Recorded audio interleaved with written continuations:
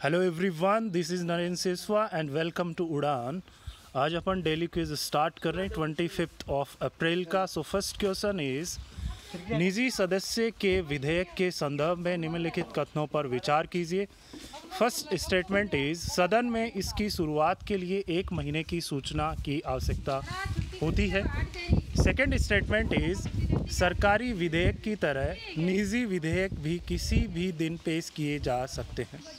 And third statement is, यह संवैधानिक संशोधन विधेयक ला सकता है परंतु धन विधेयक नहीं। उपरोक्त कथनों में से कौन सा या कौन से सही हैं? ऑप्शन ए केवल 1 और 2, ऑप्शन बी केवल 2 और 3, ऑप्शन सी केवल 1 और 3, ऑप्शन डी उपरोक्त सभी। And right answer is option C केवल 1 और 3। आइए एक्सप्लेन करते हैं इसे। निजी सदस्य का विधेयक। निजी सदस्य का विधेयक क्या होता है? कोई भी संसद सदस्य जो मंत्री नहीं है उसे निजी सदस्य के रूप में जाना जाता है। सदन में इसकी शुरुआत के लिए 1 महीने की सूचना की आवश्यकता होती है। सरकारी विधेयक को किसी भी दिन पेश किया जा सकता है और चर्चा की जा सकती है। निजी सदस्यों के विधेयक को केवल शुक्रवार को ही प्रस्तुत और चर्चा की जा सकती है। अंतिम बार दोनों सदनों द्वारा एक निजी सदस्य का विधेयक 1970 में पारित किया गया था। यह सुप्रीम कोर्ट ने आपराधिक अपीलीय क्षेत्राधिकार का संशोधन विधेयक 1968 था। नेक्स्ट इज 14 निजी सदस्यों के विधेयक जिनमें 5 राज्यसभा में पेश किए गए थे अब तक कानून बन गए हैं। वे संवैधानिक संशोधन विधेयक ला सकते हैं लेकिन धन विधेयक नहीं। नेक्स्ट इज क्वेश्चन नंबर 2, विपक्ष के नेता लीडर ऑफ अपोजिशन के संदर्भ में निम्नलिखित कथनों पर विचार कीजिए। फर्स्ट स्टेटमेंट इज, यह एक गैर संवैधानिक पद है। सेकेंड इज, सरकार के विरोध में पार्टी के उस सदन में नेता के रूप में एलओपी सबसे बड़ी संख्या बल है। थर्ड स्टेटमेंट इज, एलओपी को मान्यता देते समय अध्यक्ष को 1956 में जारी लोकसभा अध्यक्ष द्वारा निर्देशों का पालन करना चाहिए। उपरोक्त कथनों में से कौन सा या कौन से सही है? फर्स्ट ऑप्शन ए है केवल 1 और 2, ऑप्शन बी केवल 2 और 3, ऑप्शन सी केवल 1 और 3, ऑप्शन डी उपरोक्त सभी। And right answer is option B केवल 2 और 3। ओके, आइए एक्सप्लेन करते हैं लीडर ऑफ अपोजिशन। एलओपी एक वैधानिक पद है जो संसद में विपक्ष के नेताओं के वेतन और भत्ते अधिनियम 1977 से अपनी शक्ति का निर्माण करता है। यह अधिनियम सरकार के विरोध में पार्टी के उस सदन के नेता के रूप में लीडर ऑफ अपोजिशन को परिभाषित करता है जिसमें सबसे बड़ी संख्यात्मक शक्ति होती है और जिसे राज्यों की परिषद के अध्यक्ष या लोकसभा के अध्यक्ष द्वारा मान्यता दी जाती है। हालांकि लीडर ऑफ अपोजिशन की मान्यता देते समय लोकसभा अध्यक्ष को 1956 में जारी लोकसभा के निर्देशों का पालन करना चाहिए। निर्देशों के अनुसार स्पीकर लोकसभा में किसी भी सबसे बड़े विपक्षी दल के सदस्यों को पहचानने के लिए बाध्य नहीं होता क्योंकि उक्त पार्टी के पास सदन की बैठक के लिए आवश्यक कोरम 1/10वें भाग के बराबर ताकत नहीं होती है। एलओपी को कैबिनेट मंत्री का दर्जा प्राप्त है और वह पैनल का सदस्य है जो प्रमुख संवैधानिक और वैधानिक पदों जैसे सीवीसी, सीबीआई के निदेशक, लोकपाल आदि के लिए उम्मीदवारों का चयन करता है। Next is question number 3। Question number 3 is, विघटन के बाद लोकसभा में विधेयक व्यक्तिगत प्रावधान के संदर्भ में निम्नलिखित कथनों पर विचार कीजिए। फर्स्ट स्टेटमेंट इज, लोकसभा में आरंभ हुआ विधेयक लोकसभा में लंबित है परंतु उसका व्यपगमन नहीं किया गया। स्टेटमेंट सेकेंड इज, राज्यसभा द्वारा आरंभ और पारित किया गया विधेयक लोकसभा में लंबित है। उपरोक्त कथनों में से कौन सा या कौन से सही है? ऑप्शन ए केवल 1, ऑप्शन बी केवल 2, ऑप्शन सी 1 और 2 दोनों, ऑप्शन डी न तो 1 और न ही 2। And right answer is option B. आइए एक्सप्लेन करते हैं इसे। विधेयक के व्यपगमन के लिए क्या प्रावधान है? अंडर आर्टिकल 107 विधेयक पेश करने और पारित करने से संबंधित है। इस आर्टिकल के अनुसार लोकसभा के विघटन पर जब एक विधेयक लैप्स होते हैं तो विधेयक लोकसभा में आरंभ होता है परंतु लंबित होता है, उसका व्युपगमन होता है। नेक्स्ट इज राज्यसभा द्वारा आरंभ और पारित किया गया विधेयक लोकसभा में लंबित है, उसका व्युपगमन होता है। लेकिन लोकसभा द्वारा आरंभ और पारित किया गया विधेयक राज्यसभा में लंबित है, उसका भी व्युपगमन होता है। नेक्स्ट इज क्वेश्चन नंबर 4, राष्ट्रीय जनसंख्या रजिस्टर एनपीआर के संदर्भ में निम्नलिखित कथनों पर विचार कीजिए। एनपीआर ज़्यादा ही न्यूज़ में रहा है, आप सभी को पता है, इसकी फुल फॉर्म भी आपको पता होना चाहिए। फर्स्ट स्टेटमेंट इज एनपीआर जनसांख्यिकीय डेटा और बायोमेट्रिक दोनों डेटा एकत्र करेगा। सेकंड स्टेटमेंट इज यह नागरिकों के एक राष्ट्रीय रजिस्टर की तैयारी को सुविधाजनक बनाने और अवैध प्रवासन पर अंकुश लगाने के लिए बनाया गया है। उपरोक्त कथनों में से कौन सा या कौन से सही है? ऑप्शन ए केवल 1, ऑप्शन बी केवल 2, ऑप्शन सी 1 और 2 दोनों, ऑप्शन डी न तो 1 न ही 2 and right answer is option C 1 और 2 दोनों। आइए एक्सप्लेन करते हैं राष्ट्रीय जनसंख्या रजिस्टर एनपीआर।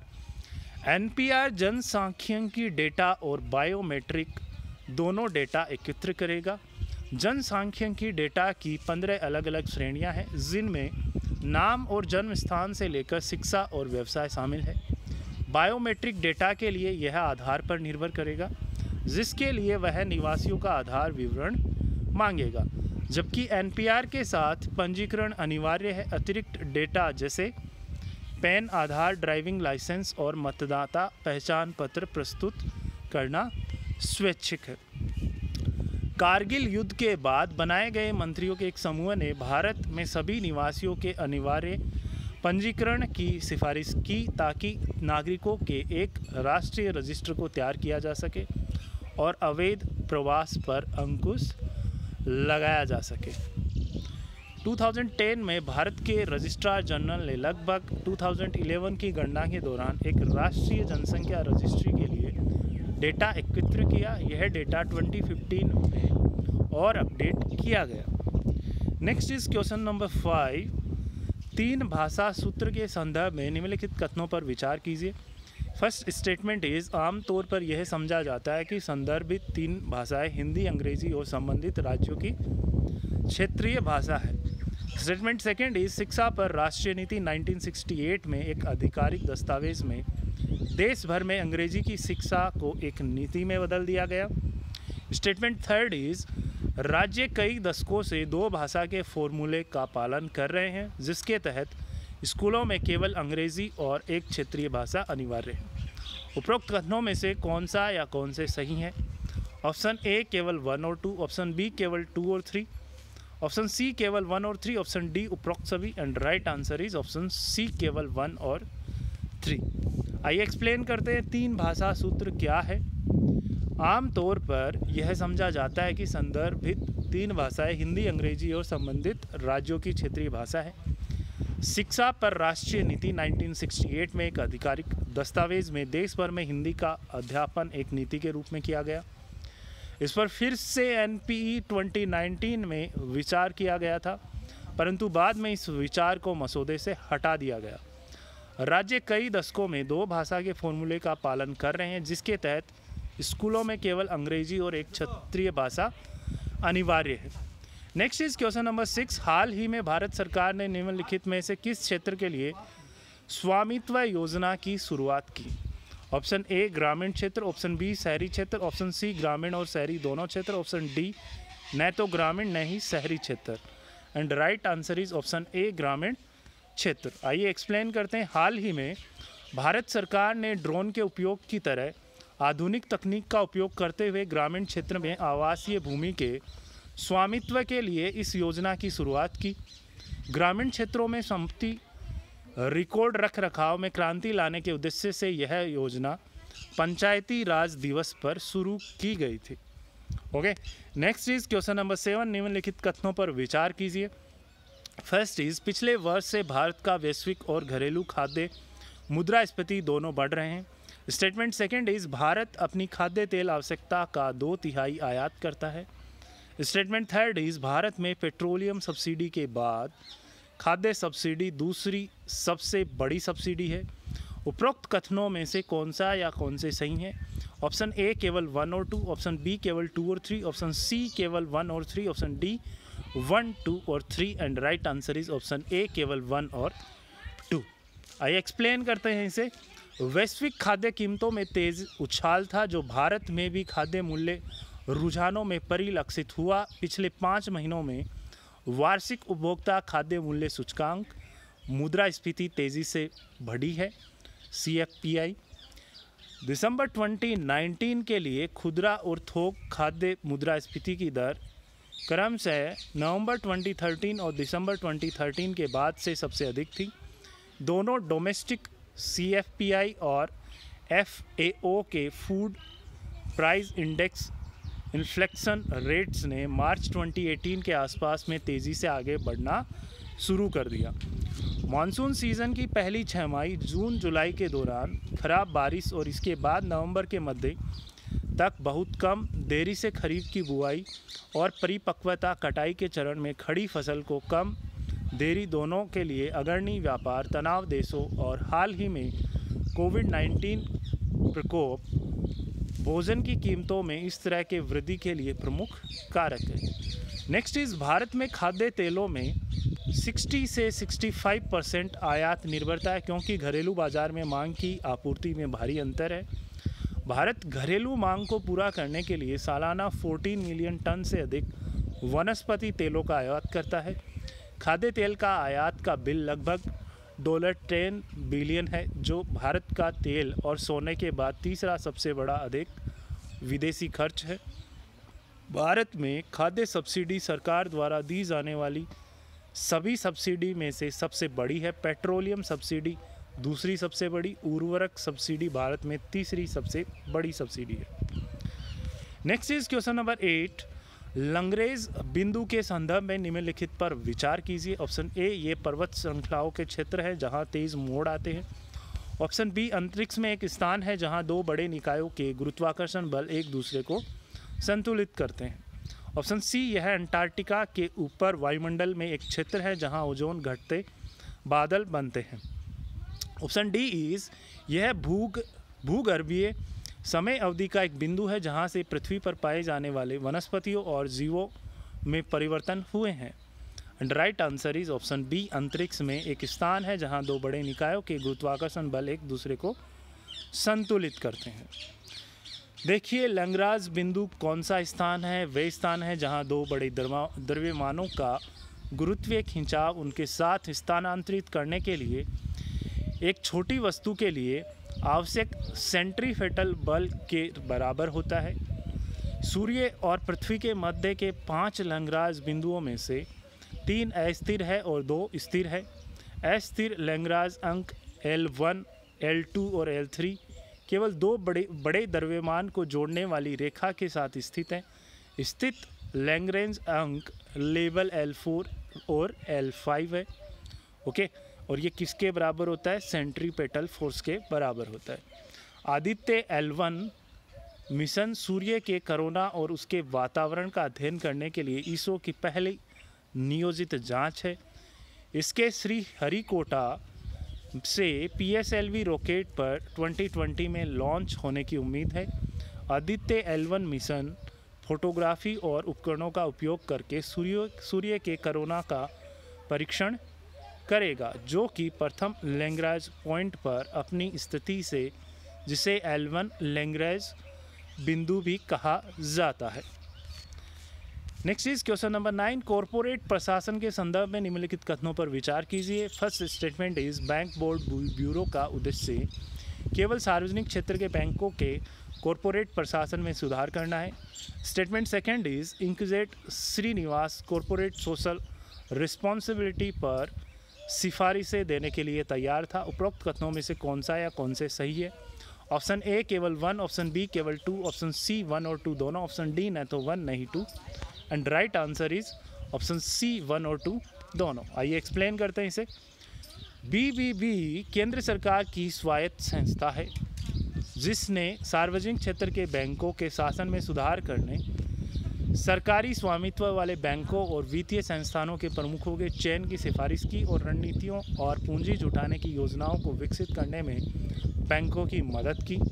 केंद्र सरकार द्वारा अगस्त 2015 में पीएसबीज को फिर से चालू करने के लिए 7 सूत्री इंद्रधनुष मिशन के हिस्से के रूप में घोषणा की गई थी और अप्रैल 2016 में कार्य शुरू कर दिया था। इसने सरकार के नियुक्ति बोर्ड की जगह ले ली थी। आरबीआई के केंद्रीय कार्यालय मुंबई, महाराष्ट्र में स्थित है। अगस्त 2019 में इंकजेट श्रीनिवास की अध्यक्षता वाली समिति ने कॉरपोरेट मामलों, एमसीए और वित्त मंत्रालय को कॉरपोरेट सामाजिक दायित्व सीएसआर पर अपनी सिफारिशें प्रस्तुत की हैं। सामान्य रूप से कॉरपोरेट सोशल रिस्पॉन्सिबिलिटी शब्द को कंपनी पर्यावरण पर प्रभाव और सामाजिक कल्याण पर प्रभाव की उत्तरदायित्व लेने के लिए कॉरपोरेट पहल के रूप में संदर्भित किया जा सकता है। भारत में सीएसआर की अवधारणा कंपनी अधिनियम 2013 के खंड 135 द्वारा शासित है। Next is question number 10। मुख्य सूचना आयुक्त सीआईसी के संदर्भ में निम्नलिखित पर विचार कीजिए। फर्स्ट स्टेटमेंट इज सीआईसी को कैबिनेट रैंक के केंद्रीय मंत्री की अध्यक्षता वाली समिति द्वारा नियुक्त किया जाता है। स्टेटमेंट सेकंड इज सीआईसी पुनर्नियुक्ति के लिए योग्य है। स्टेटमेंट थर्ड इज सीआईसी की सेवा के वेतन और भत्ते और शर्तें मुख्य चुनाव आयुक्त के समान ही होगी। उपरोक्त कथनों में से कौन सा या कौन से सही है? ऑप्शन ए केवल 3, ऑप्शन बी केवल 2 और 3, ऑप्शन सी 1, 2 और 3, ऑप्शन डी उपरोक्त सभी। And right answer is option A केवल 3। आइए एक्सप्लेन करते हैं इसे। सीआईसी क्या है? केंद्रीय सूचना आयोग का गठन सूचना के अधिनियम 2005 के तहत 12 अक्टूबर 2005 से किया गया है। आयोग का अधिकार क्षेत्र अभी सभी केंद्रीय सार्वजनिक प्राधिकरणों पर विस्तृत है। आयोग के पास आरटीआई अधिनियम 2005 की धारा 18, 19, 20 और 25 में उल्लिखित कुछ शक्तियां और कार्य हैं। यह मोटे तौर पर सूचना देने के लिए दूसरी अपील में स्थगन से संबंधित है। इसमें रिकॉर्ड रखने की दिशा, आरटीआई दाखिल करने में असमर्थता पर एक शिकायत प्राप्त करने और पूछताछ करने के लिए आत्महत्या के खुलासे, एक वार्षिक रिपोर्ट तैयार करने सहित दंड और निगरानी और रिपोर्टिंग का आरोपण आदि शामिल है। आयोग के निर्णय अंतिम और बाध्यकारी हैं। पात्रता मानदंड क्या है और सीआईसी की नियुक्ति की प्रक्रिया क्या है? आरटीआई अधिनियम 2005 की धारा 12(3) इस प्रकार प्रदान करती है। प्रधानमंत्री जो समिति के अध्यक्ष होंगे, लोकसभा में विपक्ष के नेता और प्रधानमंत्री द्वारा नामित किया जाने वाला केंद्रीय कैबिनेट मंत्री। Next is question number 11। एनएसएसएफ के संदर्भ में निम्नलिखित में से कौन सा या कौन से सही है? फर्स्ट इज यह भारत के समेकित कोष के तहत स्थापित है। स्टेटमेंट सेकंड इज एनएसएसएफ का उद्देश्य भारत के समेकित कोष से लघु बचत लेन देन को जोड़ना है। थर्ड इज इसमें लघु बचत योजनाओं के तहत सभी लघु बचत शामिल है। नीचे दिए गए कूट का उपयोग करके सही उत्तर चुनें। ऑप्शन ए केवल 1 और 3, ऑप्शन बी केवल 2 और 3, ऑप्शन सी 1, 2 और 3, ऑप्शन डी उपरोक्त सभी। And right answer is option B केवल 2 और 3। आइए बात करें एनएसएसएफ राष्ट्रीय लघु बचत कोष क्या है। भारत में लघु बचत योजनाएं हमेशा घरेलू बचत का एक महत्वपूर्ण स्रोत रही हैं। लघु बचत उपकरणों का तीन प्रमुखों के अंतर्गत वर्गीकृत किया जा सकता है। ये क्या क्या है? पहला है डाक जमा, जिसमें क्या क्या बचत खाता, आवर्ती जमा, अलग अलग परिपक्वता और मासिक आय योजना का समय जमा MIS। नेक्स्ट इज बचत प्रमाण पत्र, राष्ट्रीय लघु बचत प्रमाण पत्र 8वीं NSC और किसान विकास पत्र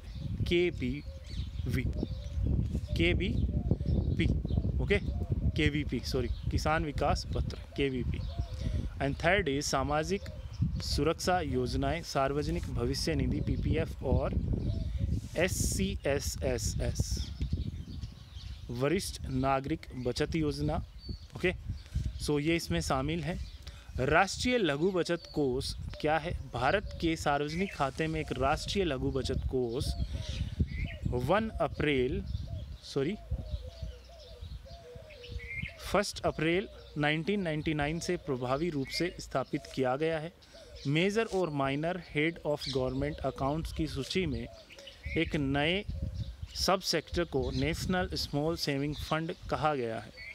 सभी लघु बचत संग्रह को इस कोष में जमा किया जाता है। इसी तरह जमाकर्ताओं द्वारा लघु बचत योजनाओं के तहत सभी निकासी इस कोष में जमा हो सकती हैं। फंड में शेष राशि केंद्र और राज्य सरकार के प्रतिभूतियों में निवेश की जाती है। भारत सरकार द्वारा समय समय पर तय किए गए मानदंडों के अनुसार निवेश पैटर्न है। ओके स्टूडेंट्स, और फॉर फर्दर अपडेट इस वीडियो के डिस्क्रिप्शन में हमने कुछ लिंक शेयर किए हैं, जिसमें हमारा जो मोबाइल एप्लीकेशन है उसका लिंक है। वहाँ से आप हमारा मोबाइल एप्लीकेशन इंस्टॉल कीजिए और स्टडी मटेरियल एक्सेस कीजिए। साथ ही टेस्ट सीरीज़ लगाइए, वहाँ पे बहुत सारी टेस्ट सीरीज़ है, वो आपकी स्टडी को एनरिच करेगी। और हमारा जो फेसबुक का और इंस्टाग्राम का लिंक है वो भी शेयर किया गया, वहाँ पे हमें फॉलो कीजिए। सो होप आपको अच्छा लगा होगा। Share this video and bye bye.